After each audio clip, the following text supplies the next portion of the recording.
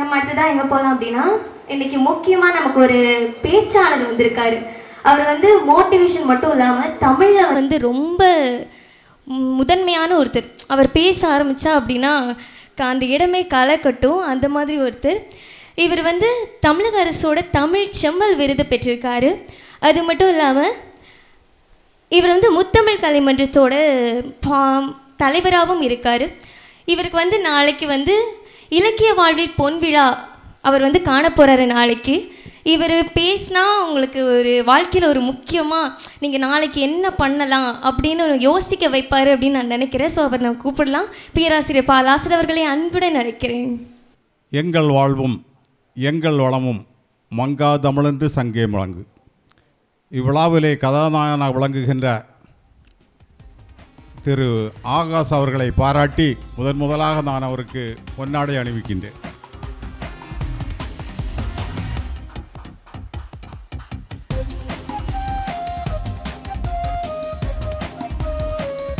அவருக்கு நான் எழுதிய ஒரு நூலை பரிசாக வழங்குகின்றேன்.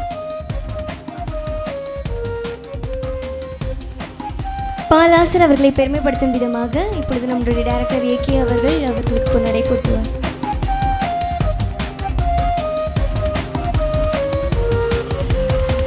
அனைவரும் மகிழ்ச்சியோடு கலந்து கொண்டிருக்கின்ற சைபர் என்ற திரைப்பட அரங்கேற்று விழாவிலே கதாநாயகனாய் எல்லாவற்றுக்கும் எல்லாமாய் விளங்குகின்ற மதிப்புக்கும் மரியாதைக்கும் உரிய ஆகாஷ் அவர்களே, நீல திரைக்கடல் ஓரத்திலே நின்று நித்தந்தவஞ்செய்யும் குமரியம்மன் கோயில் கொண்ட குமரி மாவட்டத்தில் உழைப்பால் உயர்ந்தவர், நடனத்துக்கு தான் ஒருவர் என்று எல்லோராலும் மதிக்கப்படுகின்ற பாசமுக நண்பர், உழைப்பால் உயர்ந்த இன்பேர் ஜீசஸ் நடனப்பள்ளி முதல்வர் அருள் அவர்களே, இந்த ஆகாஷ் அவர்களுடைய தந்தை நல்ல குணங்களுக்கு சொந்தக்காரராக விளங்குகின்ற இனிய நண்பர் அகஸ்டின் அவர்களே, ஆகாஷ் அவருடைய அம்மா ஹெலன் மேரி அவர்களே, இன்னும் இங்கே வருகை வந்திருக்கின்ற பேராசிரியர் முனைவர் நிகோஜா அவர்களே, மற்றும் இங்கே வந்திருக்கின்ற திரைப்பட தாரைகளே, திரைப்பட நட்சத்திரங்களே, உங்கள் அத்தனை பேரையும்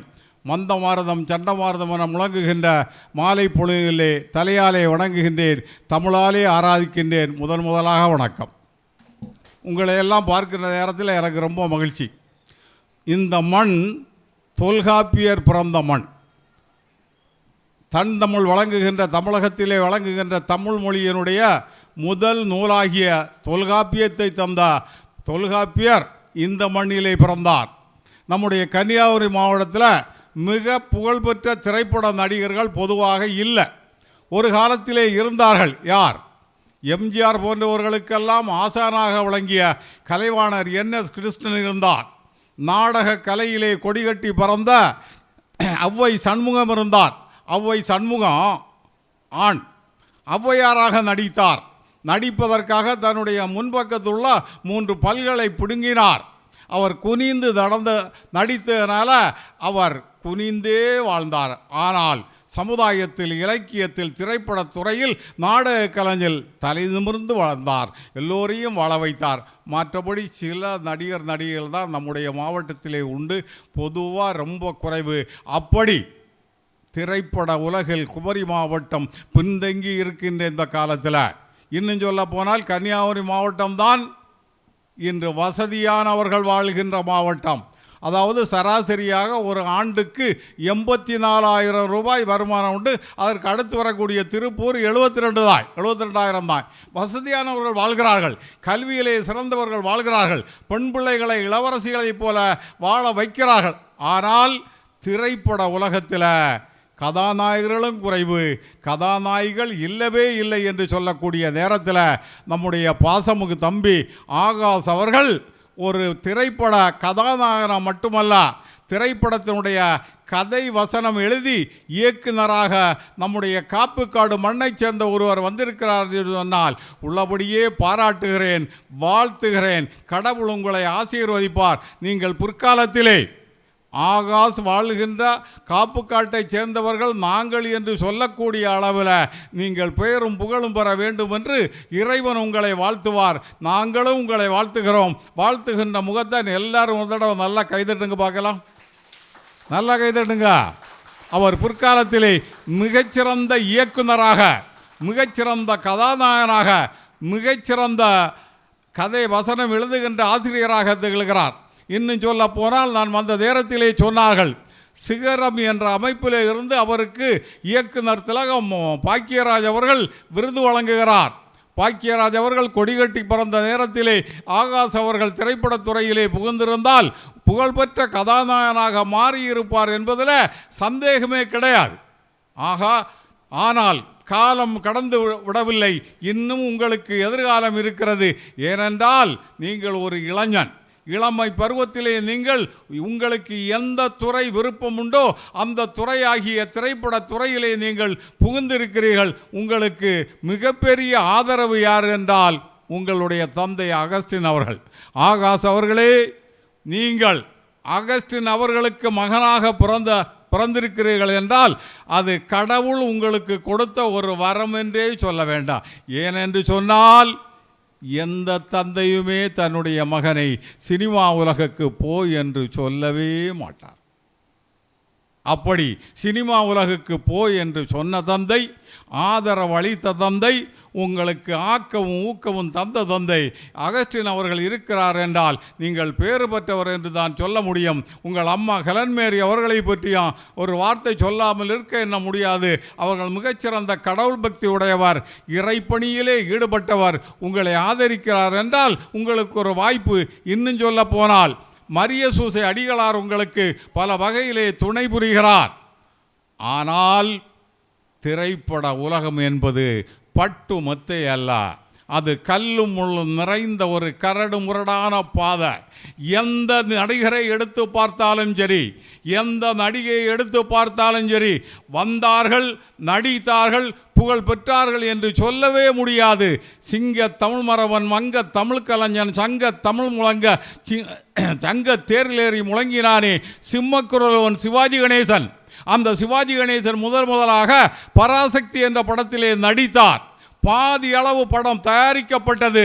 டைரக்டர் பார்த்தார், ஏவிஎம் மையப்ப செட்டியார் பார்த்தார்.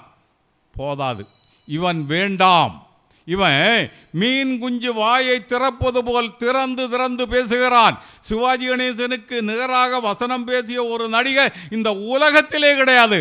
ஆனால் முதலாக அவர் பராசக்தியிலே நடித்த நேரத்திலே மெய்யப்ப செட்டியார் சொன்னார், இவன் உடம்பு நல்லா இல்லை, பருவனாக இல்லை, சிறப்பாக இல்லை, வசன உச்சரிப்பு சரியில்லை, இவன் வேண்டாம் என்று சொன்னார். பின்னாளிலே சிவாஜி கணேசன் சொன்னார், ஏவிஎம் தோட்டத்து மரங்களெல்லாம் தண்ணீரால் வளரவில்லை, என்னுடைய கண்ணீரால் வளர்ந்தது என்று சிவாஜி கணேசன் மிகப்பெரிய வேதனையை அனுபவித்தார். பராசக்தி திரைப்படம் வெளிவந்தது. அடுத்த நாளே உலக புகழ் பெற்றார். இன்னும் சொல்ல போனால், எம்ஜிஆரை விரும்பாத ஆட்களே கிடையாது. ஆண்களும் கிடையாது, பெண்களும் கிடையாது. ஏகப்பட்ட பெண்கள் எம்ஜிஆர் குடித்து விட்டு மீதி வச்ச எச்சில் சோடாவை அப்படியே எடுத்து ஒரு அண்டாவில் விட்டு அதை ஒரு கோப்பை 2 ரூபான்னு சொல்லி அந்த காலத்திலே வாங்கி குடித்தா ஆயிரக்கணக்கான பெண்கள் உண்டு. அப்படிப்பட்ட அழகான தோற்றமுடையவர் எம்ஜிஆர். அவர் நடித்த நேரத்தில், ஆரம்ப நேரத்தில் அவருடைய நாடி சரியில்லை. இந்த நாடியில் ஒரு வெட்டு தழும்பு மாதிரி ஒன்று உண்டு. இரட்டை நாடி, கதாநாயகனுக்கு ஏற்றதில்லை. அப்படி அவரை நிராகரித்தார்கள். எனவே அவர் என்ன செய்தார், இந்த இடத்துல நாடியில் அந்த தாடியை, ஒட்டு தாடியை வைத்து நடித்தார். எல்லிஸ் டங்கன் கதாநாயகன் நடிக்கிற நேரத்தில், அவங்க இயக்குநராக இருந்த நேரத்தில் எம்ஜிஆரை பிடிக்கவில்லை. இவன் எல்லாம் ஒரு கதாநாயகனா, இவன் நடித்து புகழ் பெற மாட்டான், காங்கிரீட் முகம், இவன் வேண்டாம் என்று சொன்னது மட்டுமல்ல, மெல்லிய சட்டையை போட வைத்து, நல்ல வெயில் கொதிக்கின்ற நேரத்திலே பாறையிலே படுக்க வைத்து சண்டை போட வைத்தார். எம்ஜிஆரை எப்படியெல்லாம் கேவலப்படுத்த முடியுமோ, எப்படியெல்லாம் அவமானப்படுத்த முடியுமோ, எப்படியெல்லாம் அசிங்கப்படுத்த முடியுமோ அத்தனையும் எம்ஜிஆருக்கு எல்லிஸ் டங்கன் செய்தார். அவர் அமெரிக்காவை சேர்ந்தவர். பின்னாளிலே எம்ஜிஆர் புகழ்பெற்ற கதாநாயகனாக மாறினார். எம்ஜிஆர் கதாநாயகனாக நடிக்க தொடங்கிய நேரம் அவருக்கு வயது 45. தம்பி ஆகாஷ் எம்ஜிஆர் கதாநாயகனாக நடிக்க தொடங்கிய நேரம் வயசு 45. உங்களுக்கு அதில் பாதி வயசு தான் ஆகுது. எனவே நீங்கள் பிற்காலத்திலே மிகவும் புகழ் பெற முடியும் என்பதில் சந்தேகமே கிடையாது. பின்னாளில் எம்ஜிஆர் தமிழ்நாட்டினுடைய முதலமைச்சராக மாறிய பின்னால் எல்லிஸ் டங்கன் தமிழகத்துக்கு வந்தார். சென்னை கோட்டைக்கு போனார். எம்ஜிஆரை சந்திக்க பயந்து நின்றார். எம்ஜிஆரை சந்திக்க டங்கன் வந்திருக்கிறார் என்பதை எம்ஜிஆர் அறிந்து அழைத்து உபசரித்து நிறைய உதவிகள் செய்தார். இன்னும் சொல்ல போனால் கருப்பு எம்ஜிஆர் என்று போற்றப்படுகின்ற விஜயகாந்த் அவர்கள் நல்ல கருப்பு, என்னை விட கருப்பு, நானே கருப்பு, என்னை விட கருப்பு விஜயகாந்த். நடிகைகளெல்லாம் அவரோடு கதாநாயகியை நடிக்க விரும்பவில்லை. தம்பி, நீங்கள் ரொம்ப அழகாக இருக்குதியா, எந்த நடிகையும் நீங்கள் கதாநாயகனாக நடித்தால் நான் கதாநாயகியாக நடிக்க மாட்டேன் என்று சொல்ல மாட்டார்கள். ஏனென்றால் உங்களுடைய அப்பா அம்மா அப்படி நல்ல தோற்றத்திற்கு சொந்தக்காரராக இருக்க கூடிய காரணத்தினால நீங்கள் நல்ல தோற்றத்திலே இருக்கிறீர்கள். ஆனால் விஜயகாந்த் அப்படிப்பட்ட தோற்றத்திலே இருக்கவில்லை. நடிகைகள் இவரோடு நடிக்க மாட்டோம் என்று சொன்னார்கள். ஸ்ரீபிரியா என்ற நடிகை தான் முதலாக அவரோடு புகழ்பெற்ற நடிகைகளிலே கதாநாயக நடிகைகளிலே ஸ்ரீபிரியா மட்டும்தான் இவரோடு நடிக்கிறேன் என்று வந்தார்கள். இவர் சாப்பிடுவதற்காக போய் உட்கார்ந்தார். கதாநாயகனாக நடிக்கின்ற நேரத்தில் விஜயகாந்த் சாப்பிடுவதற்காக போய் அமர்ந்திருக்கிறார். கடுமையான பசி. சோபா என்ற புகழ்பெற்ற நடிகை கதாநாயகியாக நடித்து கொண்டிருந்த நேரம் ஒருவன் வந்தார். எலும்பு, கதாநாயகி அம்மா இன்னும் சாப்பிட வரல, உனக்கு என்ன அதுக்கு முன்னே ரொம்ப அவசரம், எலும்பு என்று சாப்பாட்டு பந்தியிலே சாப்பாடு பரிமாறப்பட்ட பின்னால் விஜயகாந்த் அவர்களை எழுப்பினார்கள். எனவேதான் பின்னாளிலே விஜயகாந்த் கதாநாயகன் சாப்பிடுகின்ற அந்த உணவை எல்லோருக்கும் கொடுங்கள் என்று சொல்லி சாப்பிட வைத்தார். எனவேதான் அவர் இன்றும் புகழ்பெற்ற மனிதனாக காட்சி அளிக்கிறார். ஆக அவமானங்களை சந்திக்காமல் வெகுமானங்கள் திரைப்பட துறையிலே ஏற்படுவதே இல்லை. இன்று தமிழகத்திலே புகழ்பெற்ற கதாநாயகியாக விளங்குகின்ற நயன்தாரா சிம்புவுக்கு ஜோடியாக நடிக்க ஏற்பாடு செய்யப்பட்ட பின்னால் நீக்கப்பட்டார். 8 தடவை இங்கே வந்துவிட்டு ஏமாற்றத்தோடு திரும்பினார். அதன் பின்னால் தான் கதாநாயகியாக மாறினார். எனவே தோல்வி வருகிறது என்பதற்காக, வேதனை வருகிறது என்பதற்காக, துன்பம் வருகிறது என்பதற்காக, நஷ்டம் வருகிறது என்பதற்காக சோர்வடையக்கூடாது. தோல்விதான் வெற்றிக்கு வழி. எனவே தோல்வி வந்தாலும், துன்பம் வந்தாலும், துயரம் வந்தாலும், கஷ்டம் வந்தாலும், நஷ்டம் வந்தாலும் அதை தாங்கிக் கொண்டு திரைப்பட துறையிலே கொடிகட்டி பறக்க உங்களை நான் வாழ்த்துகின்றேன். உங்களுக்கு நான் ஆரம்பத்திலே சொன்னது போல திரைப்பட துறையிலே புகுந்தவர்கள் அத்தனை பேரும் வீட்டுக்கு தெரியாமல் சென்னைக்கு வேலைக்கு போகிறோம் என்று சொல்லிவிட்டு, நான் சொல்வது உண்மைதானா? தண்டவாளம் இல்லாமல் ட்ரெயின் ஓடுமா? ஓடாது. தரையிலே மீன் வாழுமா? வாழாது. பூனைக்கு எலி தாலி கட்டுமா? கட்டாது. என் வாயிலிருந்து பொய் வருமா? வராது. சினிமா உலகத்திலே நடிக்க வேண்டும் என்று போன அத்தனை பேரா வீட்டுக்கு தெரியாம, அப்பா அம்மாவுக்கு தெரியாம, உறவினர்களுக்கு தெரியாம வேலைக்கு போகிறேன், படிக்க போகிறேன் என்று சொல்லிவிட்டுத்தான் போனார்கள். ஆனால் தம்பி ஆகாஷ் அப்படியல்ல.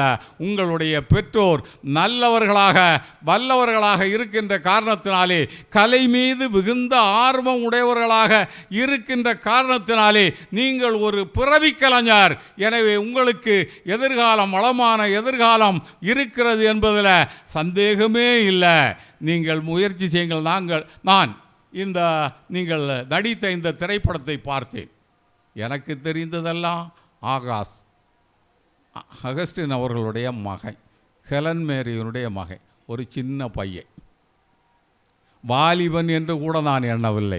ஆனால் இந்த திரைப்படத்திலே சண்டை காட்சியிலே நடிக்கின்ற காட்சியை பார்த்த உடனே எனக்கே ஆச்சரியம் வந்து, இது ஆகாஷ் தானா, நம்ம ஆகாஷ் தானா, இந்த அளவுக்கு சிறப்பாக நடிக்கிறாரே என்று நான் ஆச்சரியப்பட்டு போனேன். உங்களுடைய உடலிலே, உங்களுடைய உள்ளத்திலே, உங்களுடைய உணர்விலே மிகச்சிறந்த கலை கொட்டி கிடக்கிறது. எனவே அந்த கலைஞர்களை யாராலும் தடுத்து நிறுத்த முடியவே முடியாது.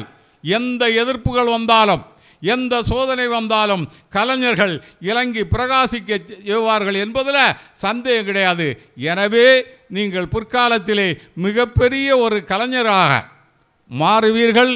நீலத் திரைக்கடல் ஓரத்திலே நின்று நித்தந்தவம் செய்யும் குமரி அம்மன் கோயில் கொண்ட குமரி மாவட்டத்திலே எங்களுக்கும் ஒரு மிக புகழ்பெற்ற ஒரு கலைஞராக ஆகாஷ் இருக்கிறார் என்று சொல்லக்கூடிய அளவிலே நீங்கள் புகழ்பெற நான் உங்களை வாழ்த்துகிறேன். நீங்கள் மிகப்பெரிய கலைஞராக நாங்களெல்லாம் சொல்லக்கூடிய அளவில், நானெல்லாம் சொல்லக்கூடிய அளவில். நீங்கள் எந்த ஊர்? இப்போ காப்புக்காடு. காப்புக்காடில் ஆகாஷ் வீட்டுக்கு பக்கத்திலேயா? ஆமாம் என்று சொல்லக்கூடிய அளவில் நீங்கள் பெயர் பெற, புகழ் பெற, சிறப்பு பெற, வசதி வாய்ப்பு பெற, மிகச்சிறந்த முறையிலே எல்லா நலமும் பெற்று வாழ, நல்லா புகழும் பெற்று வாழ, பெற்றோருக்கு கீழ்ப்படிந்த மகனாக தமிழகம் மட்டுமல்ல உலகம் தெரிந்த ஒரு மனிதனாக மாற இறைவன் அருள் புரிய இறைவனை வேண்டிக் கொண்டு, போகும் பாதையில் மாறாதே, உன் பொறுப்பை என்றும் மறவாதே, வேகத்தை மட்டும் குறைக்காதே, விவேகத்தை சிறிதும் இழக்காதே என்று சொல்லிக்கொண்டு, எந்த பிரச்சனை வந்தாலும் தைரியத்தோடு தாங்கி எதிர்நிற்கக்கூடிய அளவிலே சிறந்து செயல்பட உங்களை வாழ்த்தி கொண்டு, இங்கே இருக்கின்ற அனைவரும் அடையெடுப்பறியா அருவியாம்பல் ஆயிர வெள்ள ஒளி வாழ்க வாழ்க என்று வாழ்த்தி கொண்டு வாய்ப்புக்கு நன்றி கூறி அமைகிறேன். வாழ்க. வணக்கம். வாழ்க்கையோட வெற்றி படிக்கிறதுக்கு நல்ல ஒரு வழிகாட்டுதல் கொடுத்துருக்காரு நம்மளோட பேராசிரியர் பாலாஸ்டர் அவர்கள். அவருக்கு மிக்க மிக நன்றி நாங்கள் தெரிவித்துக் கொள்கிறோம். அடுத்ததாக உத்திராண்டம் கல்லூரி சங்கம் நடத்தி வருகின்ற மிஸ்டர் மோகன் அவர்களை அன்புடன் நான் மேடைக்கு அழைக்கிறேன். அவளை பெருமைப்படுத்தும் விதமாக இப்பொழுது டைரக்டர் ஏகே அவர்கள் அவர்களுக்கு பொன்னாடை பொருத்தி புகழ் சேர்ப்பார்.